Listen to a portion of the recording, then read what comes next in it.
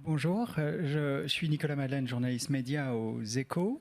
Merci d'être venu pour cette 4e édition de Médias en Seine. Je reçois maintenant Will Page, qui a été pendant de longues années l'économiste en chef de Spotify et qui est l'auteur d'un livre qui s'appelle Tarzan Economics, 8 principes pour pivoter à travers le mouvement de disruption qui caractérise l'économie actuellement. Je vais devoir parler en anglais à partir de maintenant et en même temps demander à I'm going to ask Will to speak slowly if he can because there might be some things lost in your lovely Scottish accent if you don't slow down the pace you're talking with. So we are going to start with a short presentation of Will right now, without further ado.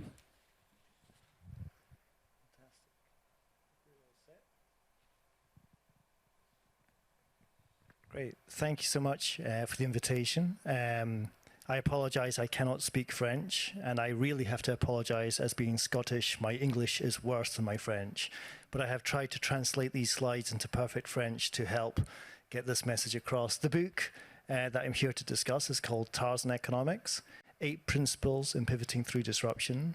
I mean, the concept of the book is that we have a tendency in life, in business, especially in media, to hold on to the old vine of doing things, inertia, to stick with what you know, and to be reluctant to reach out and grab the new vine through a fear of the unknown.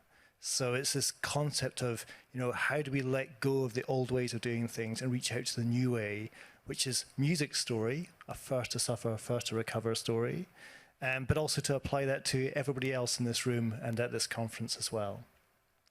The book has 8 principles. I'm going to very quickly touch on 4 of them, but just so you can capture, these principles are not for the music industry, they're for everybody. The principle called make or buy in the top right corner, everybody asks that question, when do I do it myself and when do I see controlled intermediary? Journalists ask this question, do I just put my stuff on Substack or do I work for a newspaper company? So the key point is these 8 lessons are transferable to everybody in this room, every industry at this conference as well. I've put this short presentation into 4 chapters. The first one is to discuss about the book. Then I'm going to turn to attention. And then I'm going to turn to how we draw crowds to our media assets. And finally, I'm going to discuss big data, big mistakes, how big data can often give us the wrong signals as opposed to the right signals as well. So just very quickly on music's journey, and in particular my time at Spotify. I've spent, I think, a decade at Spotify. And what I find interesting about music's journey is Spotify is a Swedish company, and Sweden was home to some of the most famous illegal piracy sites in the world. Kazaa was one, the Pirate Bay was another, and Auditorium was one. So what's fascinating is if you think about music's 20-year journey of disruption, we got there first. We woke up to Napster in 1999, and the first 10 years was dominated by these Swedish companies, and I'm assuming that nobody in this room has ever used any of these companies. We're all law-abiding citizens here. But they were all from Sweden. Now in Scotland we have an expression, and you may want to translate, we call it poacher and gamekeeper. A lot of the engineers who built these piracy sites moved over to build something called Spotify, which was to be better than stealing and have a copyright license so we could pay the artists and the songwriters. So just very quickly, how do you get something that beats stealing, that beats piracy at its own game? The secret to the success of Spotify is found in this play button that everybody in this room will press, either Spotify's play or Deezer's play. You press a piece of glass to engage in your music. You press a piece of glass to get 70 million songs on demand. But the reason why I believe that Spotify defeated piracy was that legal music beat illegal music was the speed to which it plays. It's a famous story back in the early days of Spotify that a group of engineers got into a huddle, a group together, and how do we build a faster play button? And the engineer went to the University of Stockholm psychology department and asked, what in human brain terms does instant mean? And the answer he was given was 250 milliseconds. Thank you. Instant is la sensation de l'instantané. See, so thank you very much, and went and drank flat Coca-Cola, ate cold pizza, and coded for 3 months to produce a play button that plays 250 milliseconds after you press play. And I have to ask, is there any way that you could steal music faster than that? So Spotify defeated piracy because it was more convenient to pay for music than it was to steal it. This is a key lesson in handling disruption for media. Lastly, just to wrap up Spotify's journey, I just find it funny to note that we IPO'd on the New York Stock Exchange in April 2018. And on that day, the New York Stock Exchange is so thrilled to have a Swedish company list on this as an IPO. They flew the wrong flag outside the building. That, of course, is the Swiss flag, not the Swedish flag. And I was with Daniel Ek when we had to call the New York Stock Exchange to explain we're a Swedish company. And their apology read, hey, Spotify, everyone makes mistakes, but let's face it, Switzerland has great chocolates. For 10 years of blood, sweat, and tears to get to that IPO for this to happen, it just reminds you of the Americans. It was that George W. Bush, the American president, described France as old Europe. And then he went on to say the French don't have a word for entrepreneur. It was W. Bush, yeah. Make of that what you will. So that's Spotify's story, but I think the key lesson here is just to think about where in your media life do you need to let go of that old vine and what's going to give you the confidence to reach out to the new. We spent 10 years suing consumers, suing websites, suing internet service providers, fighting change, spending millions on litigation, losing billions in revenue. Then we embraced change, and now you're seeing recovery like that is the envy of everyone else. And you've just seen Universal, a French company, IPO in the Amsterdam Stock Exchange. Very quickly on to number 2, and this will not take long because it's attention, and attention spans are short.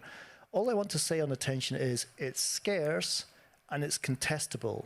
I've been arguing to make people think about attention since 2017. I wrote this article here, which said, if I binge watch the French drama Spin on Netflix for 6 hours, that's 6 hours that Netflix sees that nobody else sees. Their gain is everyone else's pain, which means everyone else competing for attention, newspapers, radio, social media, Spotify, Deezer, has less time to compete for.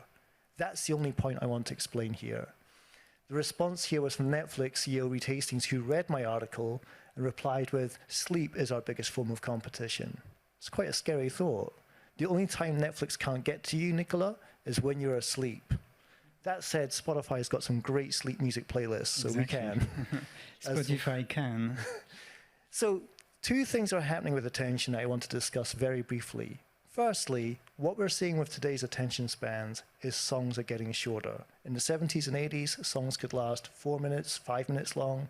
In the 90s and noughties, they're down to 3 minutes. Today, songs are fading out after 2 minutes and 30 seconds. Songs are getting a lot shorter. Lil Nas X, Old Town Road, was fading out after 2 minutes and 8 seconds. That was one of the biggest hits of the past 2 years. But it's not just songs are getting shorter, which I find interesting. It's this. We're also seeing the chorus is getting moved to the front. The way that we write songs today is changing. So I mentioned Lil Nas X. I've got on the left here Bono from the band U2. I hope nobody needs an introduction to U2. Quick joke, what's the difference between God and Bono? God doesn't think he's Bono. But my favorite song by U2 is Where the Streets Have No Name.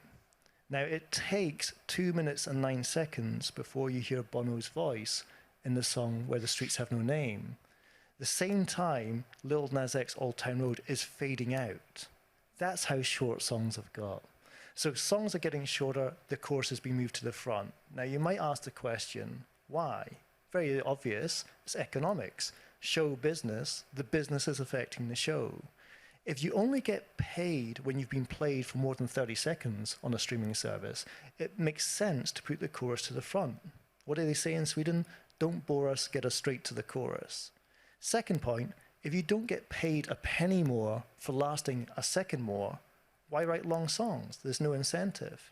So it's fascinating to think about how The tail that wags the dog is how we say this in Scottish. I don't know how to translate that, but just the business is affecting the show. And that's what we're seeing happen in music, and it's a microcosm for what you see happen everywhere else as well. So that makes us think about the contestability of attention, how somebody's gain can be everyone else's pain. There's only 24 hours in a day to compete for. Third of the 4 topics I want to discuss now is drawing a crowd. And I want to make this very, very simple. It's a technical subject called the long tail. Many of you will be familiar with that. But I want to give a different angle in terms of what we're learning about the long tail. Now, in France, you have Fnac, a well-known department store, who may be in the audience here. In America and across 18 other countries, we had Tower Records in the 1990s. Now, Tower Records went bankrupt by 2004 when this concept of the long tail became popular. Everyone forgot that Tower Records existed. Everyone forgets the size of Fnac's music collection in the Paris store in the 1990s. But the idea of the long tail was digital services are going to offer so much more choice, and people will take that choice, and demand moves away from the blockbusters down towards the tail. My big argument is we forget about in the 90s there were these stores, Fnac in Paris and Lyon and Lille, which offered lots of choice. How much choice is enough? Now, very quickly, we have here the famous chart of the long tail. Back in 2004, a music store would have 4,000 albums. And there was an extra 3 million songs available in Rhapsody, and demand moves away from the head and down towards the tail, and the era of the blockbuster is over. We know the choice levels today are huge. Streaming services today carry 70 million unique songs. They're ingesting 75,000 new songs every single day. So tomorrow there'll be another 75,000 new songs competing for the attention of today's 75,000 new songs. It's incredible.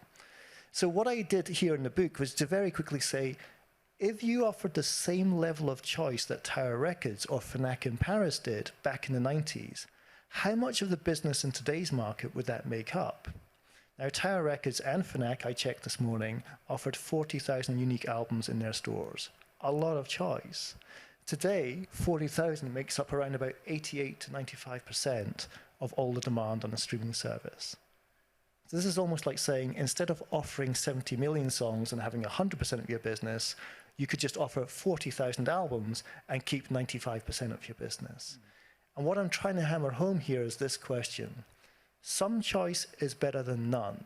Nobody's questioning that. I'm not advocating communism. But it's not necessarily the case that more choice is better than some, and it's happening across media. Nicolas, do you know that every minute 2 new podcasts are being loaded up onto Spotify? So since we've been talking, 30 new podcasts have been put onto a new, not episodes, shows. New shows have been launched.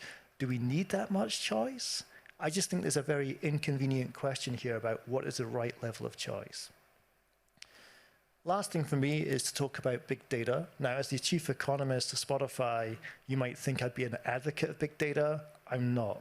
I want to return to common sense. And I'll do so by telling you a very quick story about a platform that we have on Spotify called Discover Weekly, which gives you 30 songs every Monday. Every Monday you wake up to 30 unique songs. This is not radio. Me and Nicolas listen to the same song in the morning on the radio station, and when we meet at the office, we talk over the water cooler about how much we love that song.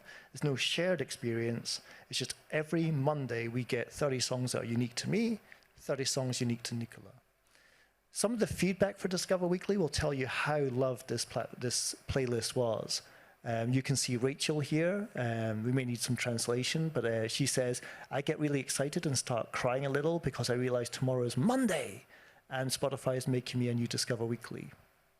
Stay says, it's actually so sad how excited I get for a new Discover Weekly on Spotify every Monday. Madelaine says, remember to check your Spotify Discover Weekly every Monday, friends. She's telling her friends to engage in a type of media that she has no knowledge what they will receive. The brand has become bigger than the band. I don't know what your 30 songs was like. Maybe it was terrible, but I'm telling you to check this out.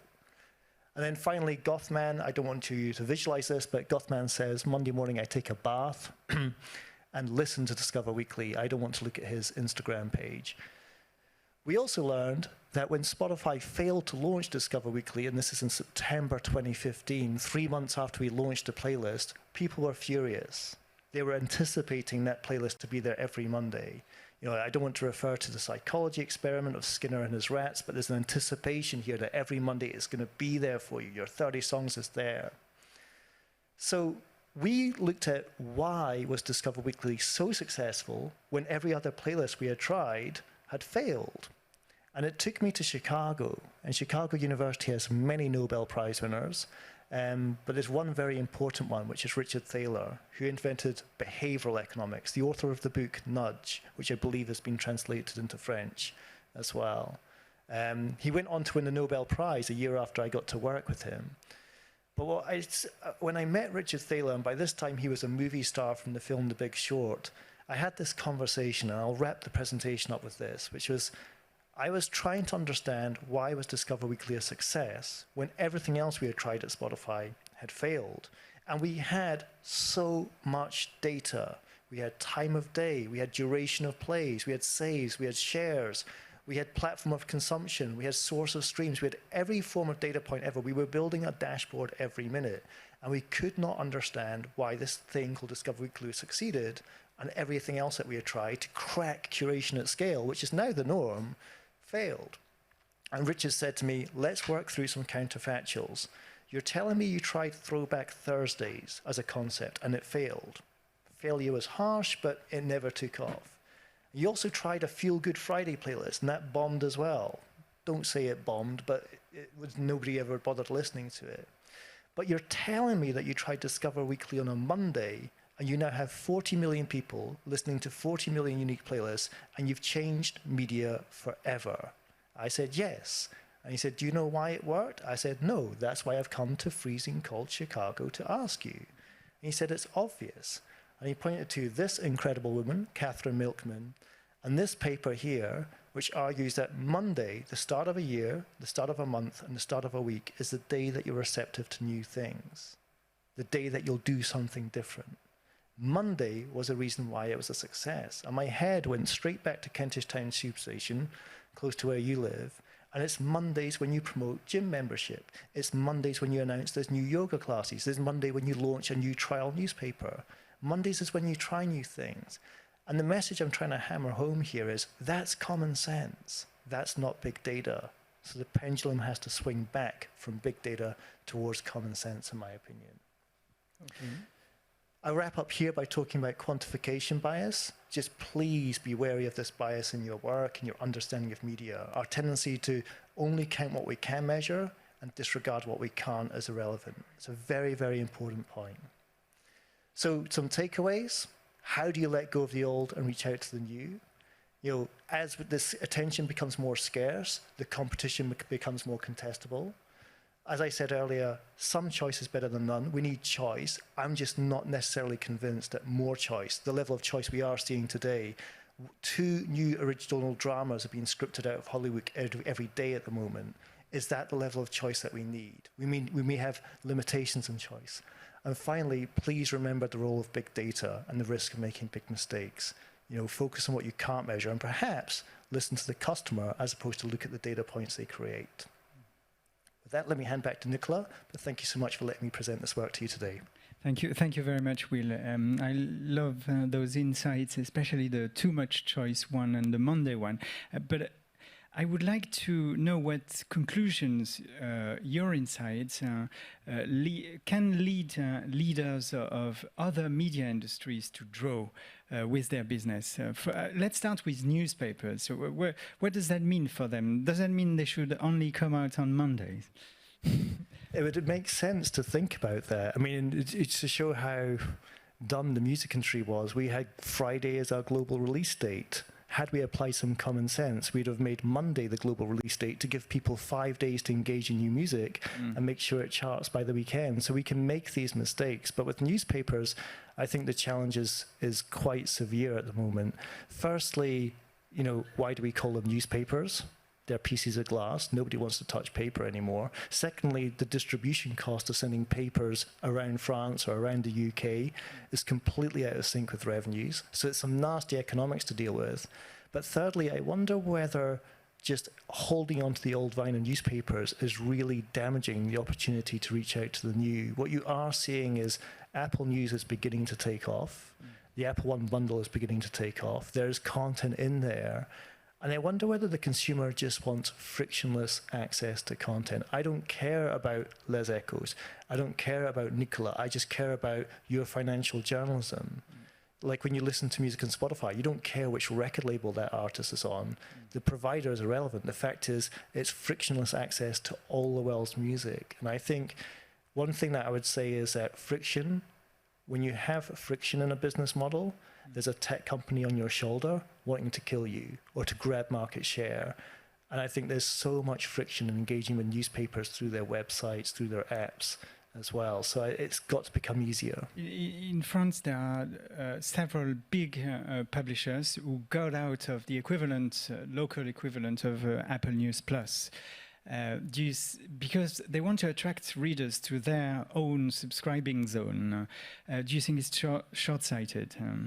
I think it is, because I'm just not that impressed with the subscriber numbers for newspapers. In the UK, I was at a publishing event discussing this topic, and the Financial Times announced their North Star goal. Their highest goal was to get 1 million subscribers. This is over 10 years of trying, and I just thought, Spotify had 1 million subscribers in February 2009, and that was just Sweden and Norway. We hit 1 million. Why are these numbers so low is the question, the inconvenient truth that you have to tackle with.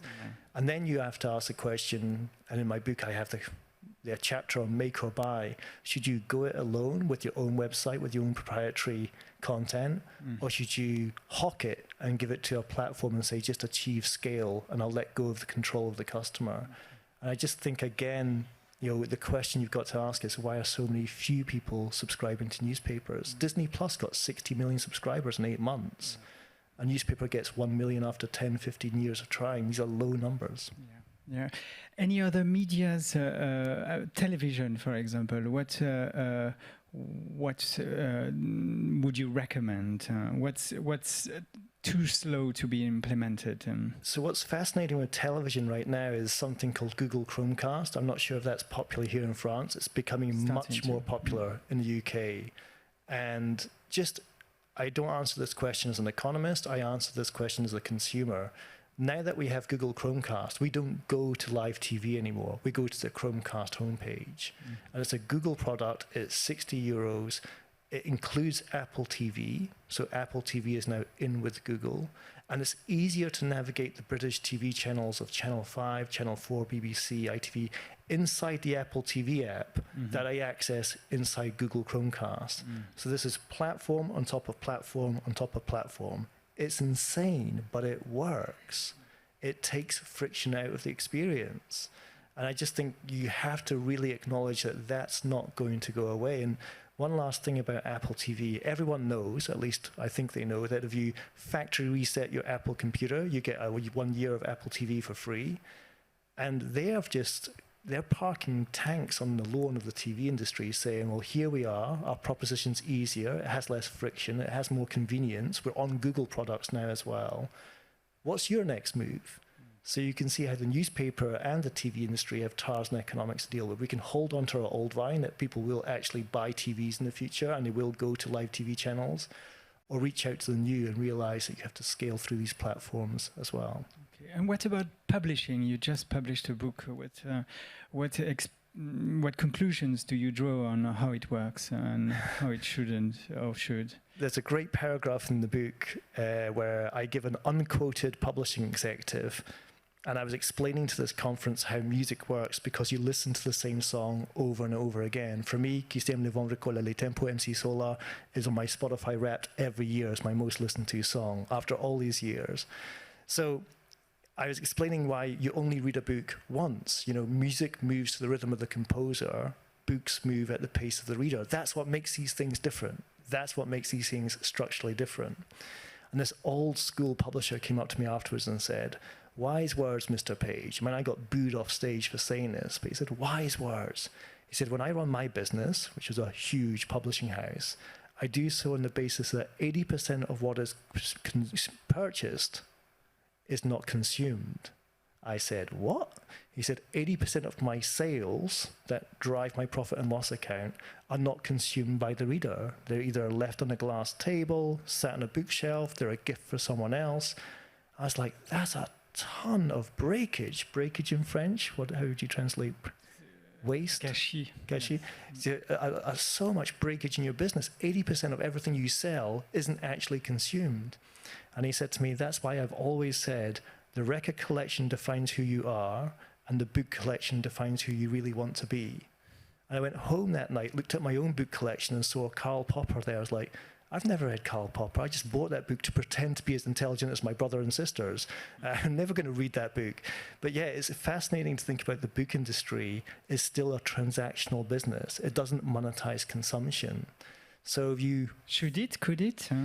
Well, yeah, and it's going to affect journalism, and it's going to affect all other forms of media as well, because if you think about Medium, a website for blogs, they're trying to compensate curators or creators of the content based on duration spent reading. Mm-hmm. So longer form articles will get more money, the opposite of what happened with songs. Mm-hmm. But it's this switch when you leave transactional models and go to consumption models, you're monetizing what's actually consumed. If you published a book and I listened to 1 chapter out of 10 on Audible, should your royalty be 1/10 of what you were due to get paid? You know, these are the debates that the book industry will have to wake up to soon. But why I think I'm so passionate about this topic is music got there first. We're wrestling with the subject of how do you allocate a fixed pot of cash to creators first. Everyone else will follow in the next 3 to 5 years. Yeah. There's an easy transition for a last question on the music business, because 50% of vinyl records are apparently never opened. And it's worse. The vast majority of people who buy vinyl today don't have a record player. Yes. You... last question. So on the music industry, you say that they've entered a new phase, the post-Spotify economics, with social networks and other big players paying the record label. Can you tell us a bit about that? Yeah, I mean, music always goes through formats, from vinyl to cassette to CD to piracy to download to streaming. I think the next wave of format, and next you're going to hear from TikTok, is like happening now. I mean, if I think about Peloton, as you know, what was Peloton 2 or 3 years ago? Nobody knew. Now it's a huge contributor to the music industry. So you have to start thinking, how does this work? How do we work music into fitness? Maybe fitness is going to be 10, 20, 30 times the size of the music industry this time next year. How do we make sure music, a rising tide lifts all boats effect?